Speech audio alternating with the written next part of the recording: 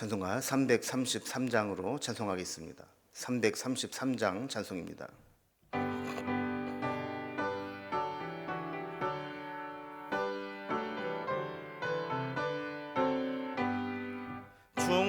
충성하라 죽도록 충성하라 주님께 슬픔이나 괴로움이 주의 사랑 못 끊으리 충성하라 죽도록 충성하라 끝까지 충성하라 죽도록 충성하라 주님께 찬란하다 저멸류관 들려온다 주의 음성 충성하라 죽도록 충성하라 끝까지 충성하라 죽도록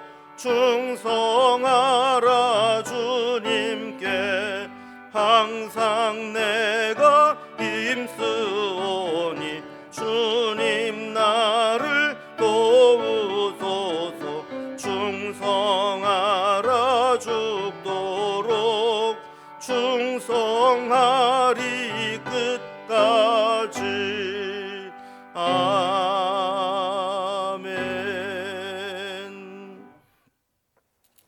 아멘. 오늘 나눌 하나님 말씀은 열왕기상 9장 10절에서 28절까지 말씀입니다.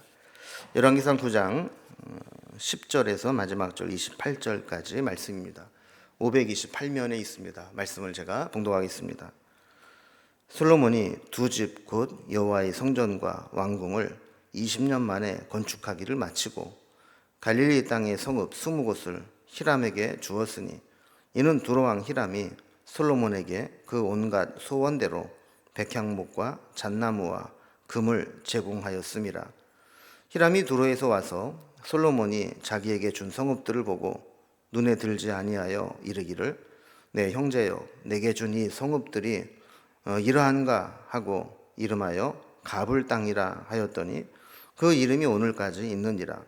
히람이 금 120달란트를 왕에게 보내었더라. 솔로몬 왕이 역군을 일으킨 까닭은 이러하니 여호와의 성전과 자기 왕궁과 밀로와 예루살렘 성과 하솔과 무깃도와 게셀을 건축하려 하였습니다. 전에 애굽왕 바로가 올라와서 게셀을 탈취하여 불사르고 그 성읍에 사는 가나안 사람을 죽이고 그 성읍을 자기 딸 솔로몬의 아내에게 예물로 주었더니 솔로몬이 게셀과 아래 베토론을 건축하고 또 바알랏과 그 땅에 들에 있는 다드몰과 자기에게 있는 모든 국고성과 병거성들과 마병의 성들을 건축하고 솔로몬이 또 예루살렘과 레바논과 그가 다스리는 온 땅에 건축하고자 하던 것을 다 건축하였는데 이스라엘 자손이 아닌 아모리 사람과 헷 사람과 브리스 사람과 히위 사람과 여부스 사람 중 남아있는 모든 사람 곧 이스라엘 자손이 다 멸하지 못하므로 그 땅에 남아있는 그들의 자손들을 솔로몬이 노예로 역군을 삼아 오늘까지 이르렀으되 다만 이스라엘 자손은 솔로몬이 노예를 삼지 아니하였으니 그들은 군사와 그 신하와 고관과 대장이며 병거와 마병의 지휘관이 됨이더라. 솔로몬에게 이를 감독하는 우두머리 550명이 있어 일하는 백성을 다 다스렸더라. 바로의 딸이 다윗성에서부터 올라와 솔로몬이 그를 위하여 건축한 궁에 이를 때에 솔로몬이 밀로를 건축하였더라. 솔로몬이 여호와를 위하여 쌓은 제단 위에 해마다 3번씩 번제와 감사의 제물을 드리고 또 여호와 앞에 있는 제단에 분향하니라. 이에 성전 짓는 일을 마치니라.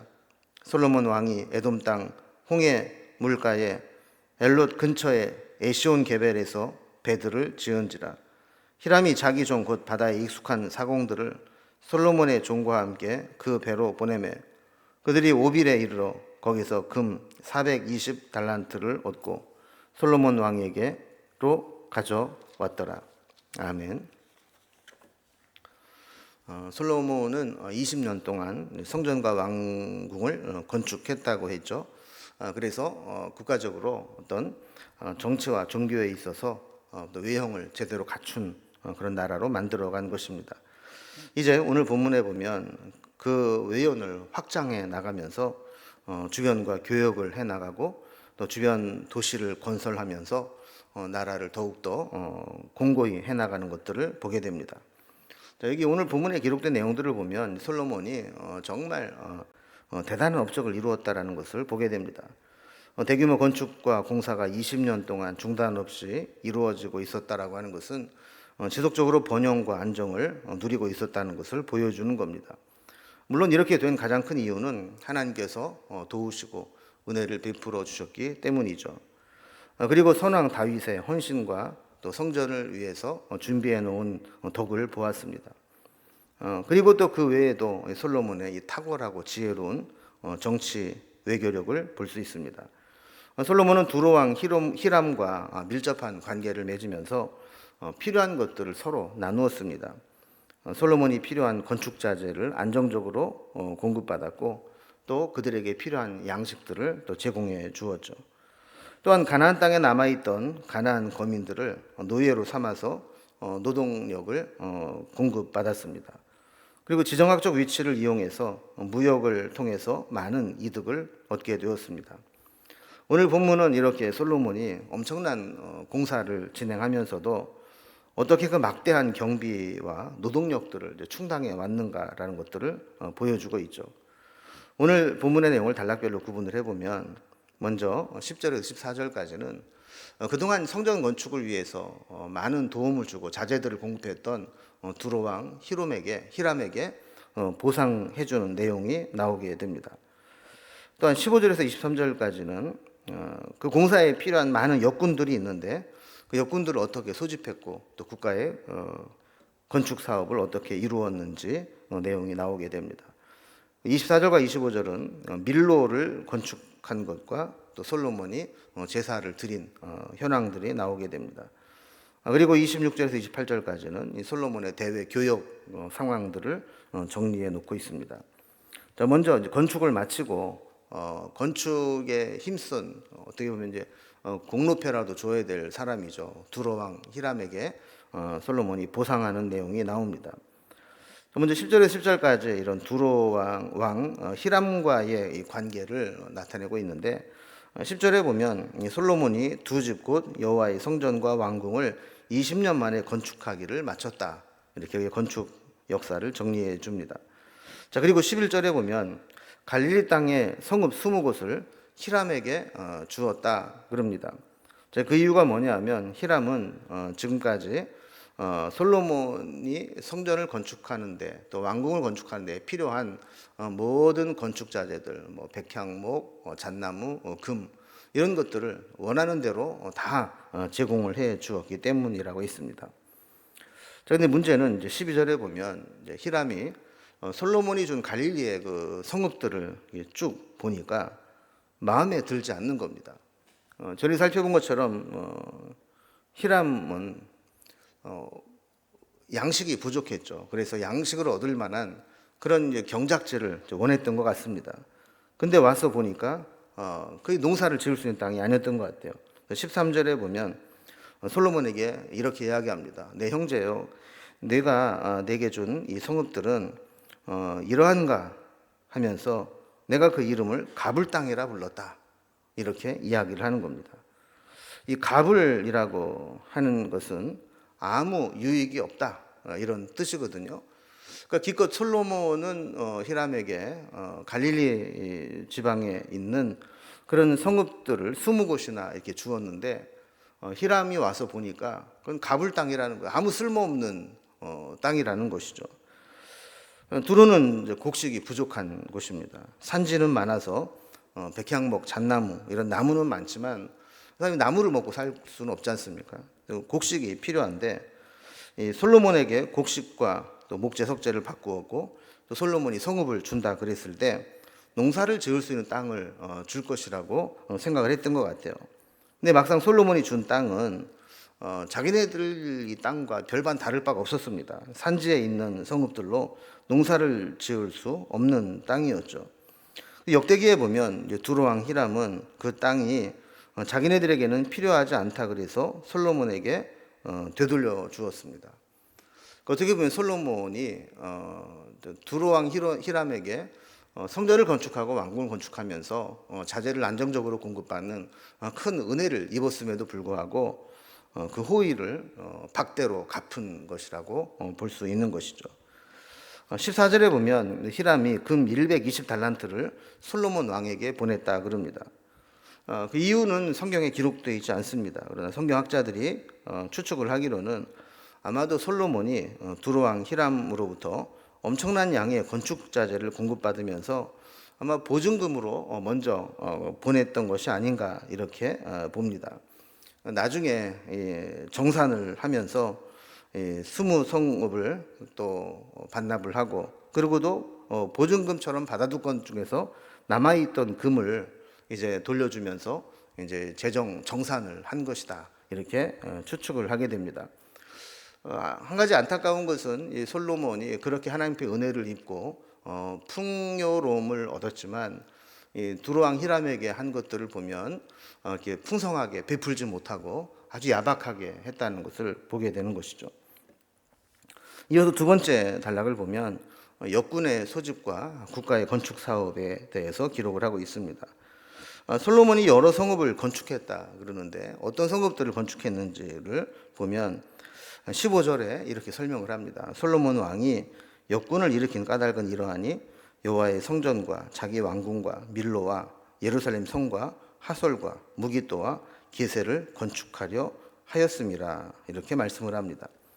자, 솔로몬은 정리를 해보면 지금까지 성전과 왕궁을 짓느라고 20년 동안 이 대토목공사 건축을 하면서 국력을 썼습니다.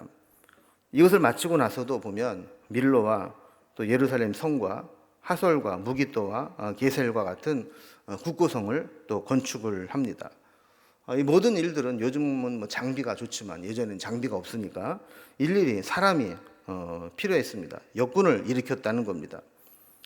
예전에는 아무리 뭐 그 지역이 풍요롭고 농산물이 많아도 그 성읍을 지킬 수 있는 보호할 성벽이나 군대가 없으면 매우 위태로운 것이죠.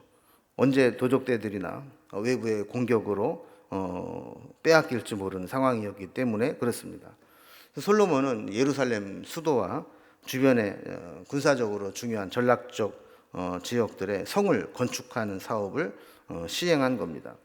여기 나오는 밀로는 수도 예루살렘 북쪽에 있는 성체였고, 하솔은 가나안 왕 야빈이 수도로 삼았을 만큼 중요한 곳이었습니다. 또 무기또라고 하는 것 역시 교통과 군사적 요충지였죠. 그래서 이것을 차지하기 위한 전쟁이 일어나면 정말 목숨을 걸고 철의 삼각지대처럼 치열한 전투를 벌였던 곳입니다. 게셀 역시 가나안 왕이 있었던 성읍으로 중요한 성읍이었죠. 이렇게 수도 예루살렘과 그 주변에 수도를 방어하기 위해서 요새처럼 세운 도시들, 성읍들이 있었는데 그 성읍들을 정비하는 공사를 대대적으로 진행을 한 겁니다. 그 외에 16절에 보면 이 게셀이라는 곳을 건축을 했고, 17절에서는 베토론을 건축했고, 18절에서는 바알랏과 다드모를, 19절에서는 그 외에도 솔로몬이 자기 왕권을 강화하기 위해서 국고성과 병거성, 또 마병의 성들을 건축하였고, 예루살렘과 레바논과 그가 다스리는 온 땅에 건축하고자 하던 것들을 다 건축했다 그랬습니다.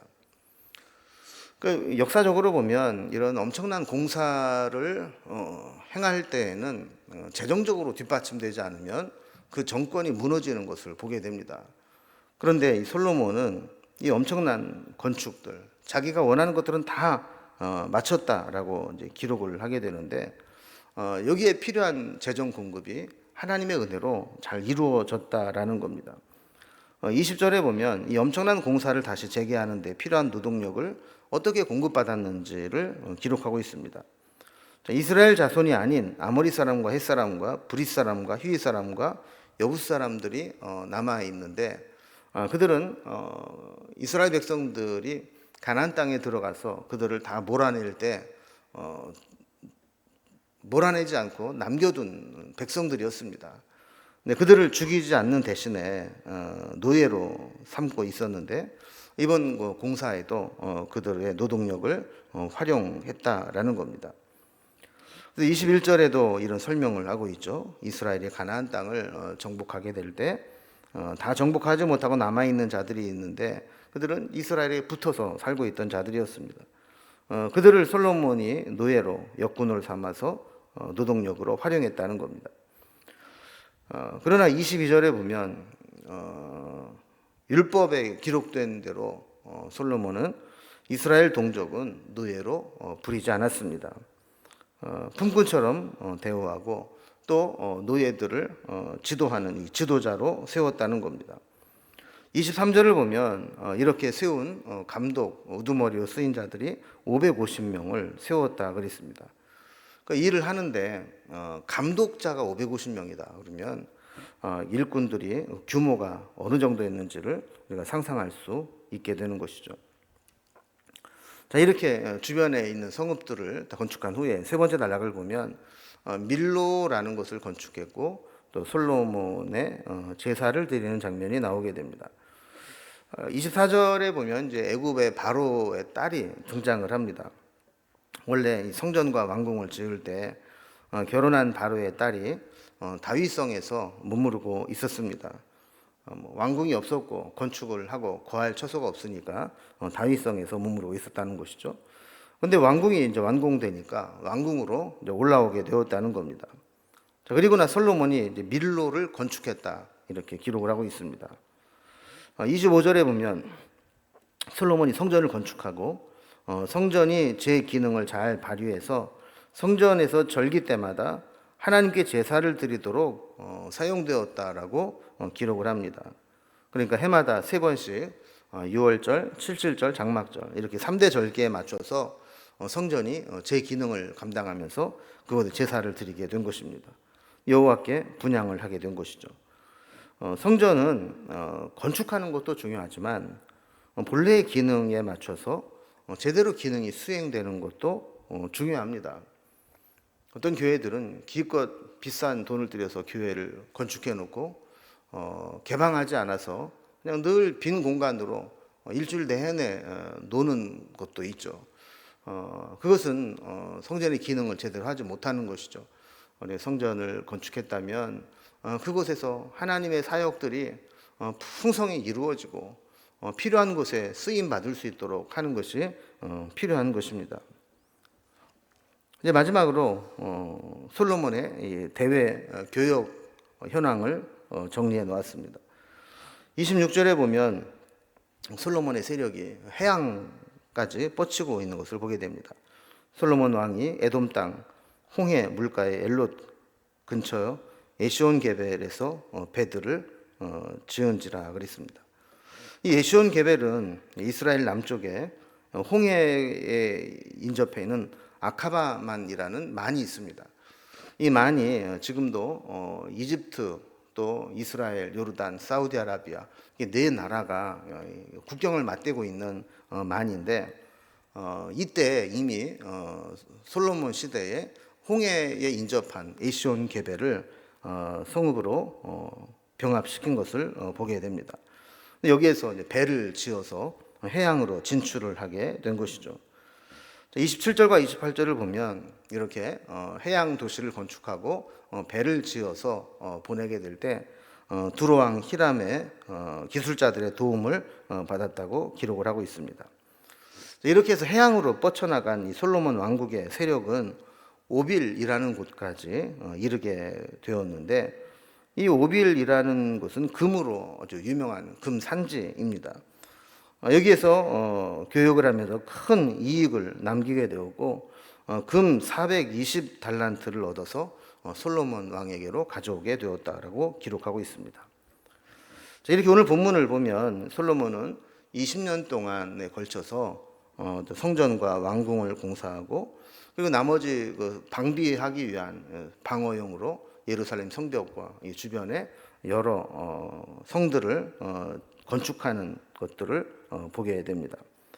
뿐만 아니라 지속적으로 그 건축의 노동력이나 또 건축 자재를 공급받을 수 있도록 하나님께서 솔로몬과 그의 나라에 풍요로움을 허락해 주셨고 또 평화와 안정을 주신 것입니다. 한 가지 좀 아쉬운 것은 솔로몬이 처음에 성전을 건축하고 기브온 산당에서 일천번제를 드리고 할 때에 순수하고 하나님만 바라봤던 신앙에서 변질되는 모습이 서서히 보이기 시작한다는 겁니다. 아까도 살펴본 것처럼 그렇게 은혜를 입은 두로왕 히람에게 써먹지도 못하는 불모지와 같은 가불 땅이라고 부르는 그런 땅으로 이렇게 박대한 것, 또 애굽의 바로의 딸을 아내로 드린 것, 그리고 점점 세속화 되어져 가고 세상을 향해 나아가는 것, 이런 것들이 결국 하나님이 기뻐하지 않는 그런 일들인 것을 보게 되죠. 우리도 마찬가지입니다. 하나님께서 은혜를 주실 때 끝까지 변함없는 믿음과 신앙으로 살아가야 될 텐데 성공하고 번영을 누리고 또 세력이 확장되어 갈 때 자칫 잘못하면 우리 믿음에 균열이 생기고 작은 틈으로 이렇게 세속화되는 물결들이 들어오게 될 때 어느 순간 걷잡을 수 없이 무너져 내릴 수 있다는 것을 우리가 알아야 합니다. 오늘 솔로몬의 교훈을 통해서 한편으로는 왕권과 국가의 제도가 구비되어 가지만 한편으로는 그의 믿음과 인격에 균열이 생기는 것을 동시에 보게 되는 상황을 보면서 우리는 어떤 상황에 있어든지 하나님의 뜻을 이루고 믿음에 변질되지 않는 그런 삶이 될 수 있기를 주님의 이름으로 기원합니다. 기도하겠습니다. 하나님 아버지, 솔로몬이 성전과 왕궁을 건축한 이후에도 그 수도 예루살렘을 방어하고 그 수비하기 위한 주변의 성읍들까지도 건축하는 모습들을 살펴보았습니다. 이렇게 오랜 세월 동안 이 건축을 이룰 수 있었던 것은 하나님께서 물질적 풍요와 번영과 그리고 안정을 허락해 주셨기 때문입니다. 하나님, 우리에게도 때로 필요할 때 이러한 은혜와 번영과 축복을 허락해 주셔서 마음껏 힘써 하나님 맡겨준 사명 잘 감당할 수 있도록 인도해 주옵소서. 그러나 그런 것들 때문에 우리가 하나님이 원치 않는 일들을 행하지 않도록 또 붙들어 주시기를 원합니다. 행여라도 환대받은 것을 박대로 갚는다든지 하나님이 기뻐하지 않는 일들을 행한다든지 세상에 물들다든지 이런 위험이 늘 우리 가운데 있음을 깨달아 믿음으로 바로 설 수 있도록 우리 자신을 돌볼 수 있도록 인도하여 주옵소서. 명절을 앞두고 바쁘고 분주하지만 우리의 삶을 주께서 붙잡아 주시기를 원하고 오늘도 기도하는 내용들마다 하나님 선한 길로 응답하여 주시옵소서. 예수님의 이름으로 기도드리옵나이다. 아멘. 각자의 기도 제목들로 자유롭게 기도하시겠습니다.